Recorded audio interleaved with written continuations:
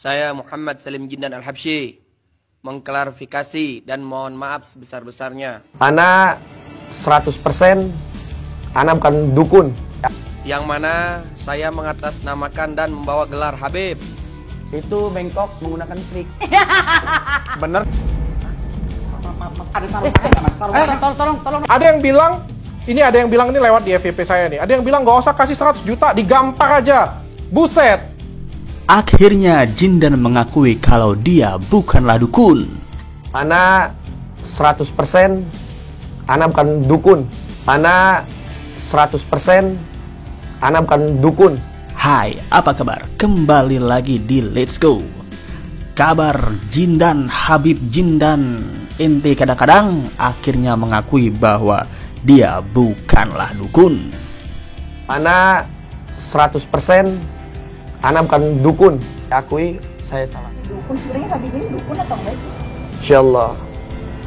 Ana 100% Ana bukan dukun. 100%. Demi Allah, Ana bukan dukun. Berarti bisa ngelihat jin. Nenek saya tuh yang ngajarin ngaji jin. Ngajarin ngaji Di jin. Tasikmalaya itu ada pesantren, di Singaparna tuh ada pesantren jin. Itu ngebajarin jin. Habib Jindan bisa ngelihat jin? Saya pribadi dengan cucunya. Cucu saya pribadi. Saya ngantri makannya. Tanya ke jin, langsung ngantri makan tuh. Di sini ada jin? Hal ini diklarifikasinya setelah banyak cemooh atau hujatan mengenai dirinya. Dia mengakui hanya untuk membela gurunya, makanya dia mengaitkan Habibnya dengan para dukun. Assalamualaikum warahmatullahi wabarakatuh.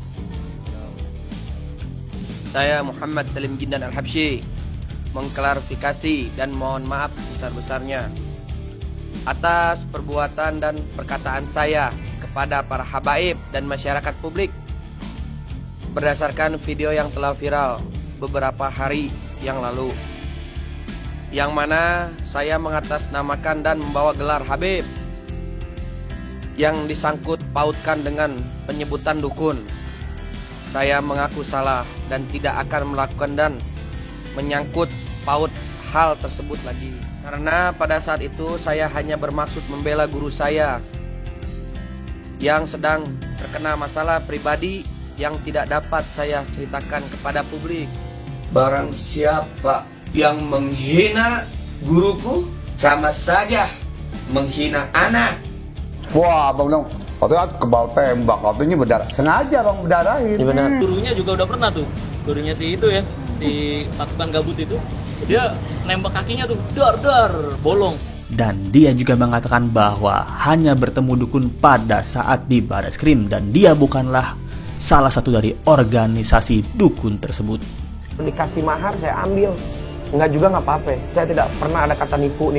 Yang saya bisa lakuin, yang tidak ya tidak. Saya ini bersama Asosiasi Dukun Indonesia ya. Bukan saya masuk di grup itu, boleh dicek. Ada nggak saya masuk di grup itu? Boleh dicari tahu, ada nggak? Bukan. Bertemu sama beliau, kebenaran saya tahu mengenai Marcel gitu kan ya. Sekalian aja mungkin begitu ya. Dan ingat, saya di situ bukan berarti saya dukun ya, bukan. Cuman hanya kebetulan. Umur saya 22 tahun. Cucu Mbah Priuk, cucunya Mbah Priuk. Cicit Mbak Priuk. Ya, pokoknya Marcel pegang pistol. Iya. Ini juga pegang pistol. Sama-sama mengeluarkan ilmunya. Sama-sama nembak dong. Sama-sama nembak. Iya. Ya gitu itu Bang. Hukum lima. Jangan tanda tangan disaksikan presiden. Jangan tanggung-tanggung. Tanda tangan disaksikan presiden, kalau ada yang mati ya udah. Kalian palsu, yang bisa dikategorikan penipu dan palsu adalah kalian sebenarnya pesulap gitu loh. Hanya dukun. Gitu. Kalau dukun ini kan dia benar-benar turun dari Tuhan Yang Maha Esa kegiatannya. Kalau kalian kan belajar di buku, belajar kimia, jadi pesulap. Kalian dukun penipu, ya kalian lah yang menipu sebenarnya. Oknumnya nih Marcel, oknumnya bukan pesulap ya semuanya, tapi oknumnya si Marcel inilah yang penipu gitu loh. Jadi jangan bicara dukun penipu, justru kalian pesulap inilah yang ngikut-ngikut caranya dukun, dibelilah trik-trik di pasar. Dia bukan AE yang jago pentol. Itu kan ya dia juga ngaku. Jarum apaan? Jago pentol yang bengkok. Kenapa tuh bengkok? Itu bengkok menggunakan trik. Bener dong. Ya benar gitu dong, tos dulu.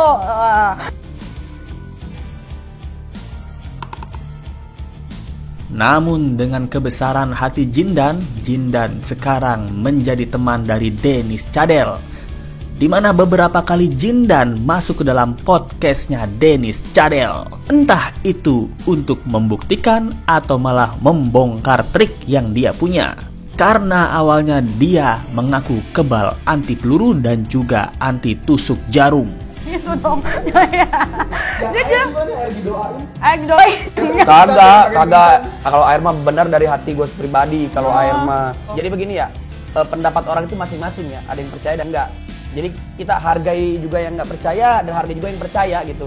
Jadi saling menghargai karena kita ini NKRI loh. Saling menghargai ya kan. Emang kalau bengkok gimana? Jarum lu kayak bengkok. Bengkok mah. Istilah kate nih ya. Tapi ya Jindan ya, jadi ajak ke podcast orang nggak mau loh. Kenapa di podcast gue mau? Karena gue lucu kan? Bukan karena gue lucu, gue kalau di podcast orang macam bedut, males gue. Lurusin lu.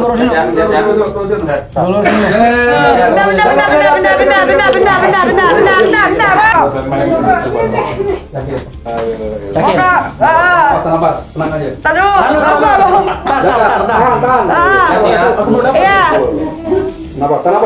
Iya. Itu dikatasin jarumnya. Lihat tuh. Iya, dia tangannya ke atas. Nyolok dikit tapi tangannya ke atas. Tuh, iya bengkok masuknya ke atas. Dia bukan air yang jarum pentol. Itu kan ya dia juga ngaku. Jarum apaan? Jarum pentol yang bengkok. Kenapa tuh bengkok? Itu bengkok menggunakan trik. Bener dong? Ya benar, gitu dong, tos dulu. Setelah triknya banyak diketahui oleh masyarakat, akhirnya ia mengaku juga pada Dennis bahwa semua kebal ilmunya adalah trik, terutama trik membengkokkan jarum pentol.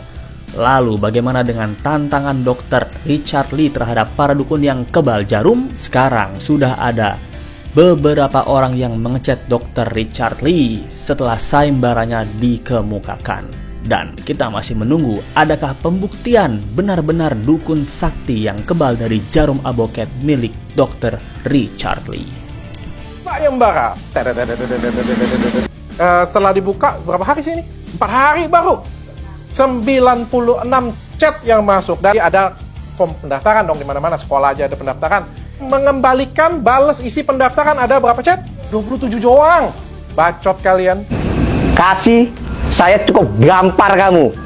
Biar kamu tahu ya. Ingat itu. Jadi cuma 27 yang isi pendaftaran. Dan dari 27 orang itu kita suruh buat video nih, ya kan? Video mereka tanpa jeda untuk pakai pisau bedah sendiri.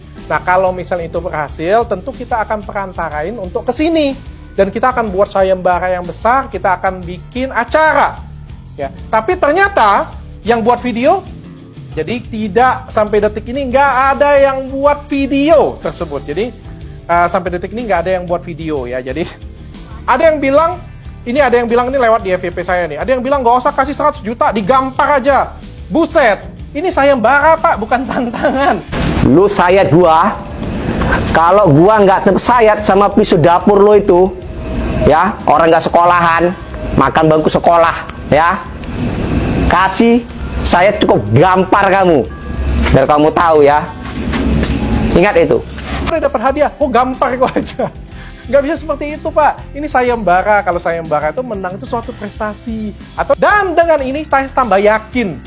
Tambah 100% yakin. Nggak ada orang sakti di sini. Nggak ada orang sakti di Indonesia ini. Kalau ada orang sakti, itu nggak akan main YouTube dan nggak akan kontenin. Kemudian kabar tentang pengacara dukun yang setelah tidak bersama Jindan lagi memulai podcastnya dan mengatakan dia mempunyai kesaktian. Kalian lihat sendiri aja, saya tidak bisa mengungkapkan dengan kata-kata karena speechless. Saya masukin jin dalam badan abang ya. Coba buktikan. Cuma gue tahu aja. Tapi kenapa bulu gue berdiri ya bang?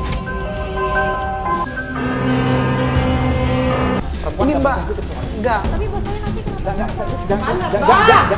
Di mana gue nggak mau panas, Pak. Ada air nggak? Ada air. Apakah pengacara dukun ini akan mengait kembali dukun-dukun baru untuk menjadi tumbalnya? Untuk seakan-akan membela para dukun dan mendapatkan kepamoran? Dia juga mengatakan bahwa tidak percaya dukun adalah bukan Islam sejati karena syahadatnya batal. Apakah akhirnya seluruh dukun akan membongkar rahasia dan trik mereka? Kita tunggu saja kabar kocak para dukuners kembali. Terima kasih yang sudah menonton. Jangan lupa like, comment, share, dan subscribe. Misteri makna behind the scenes video memiliki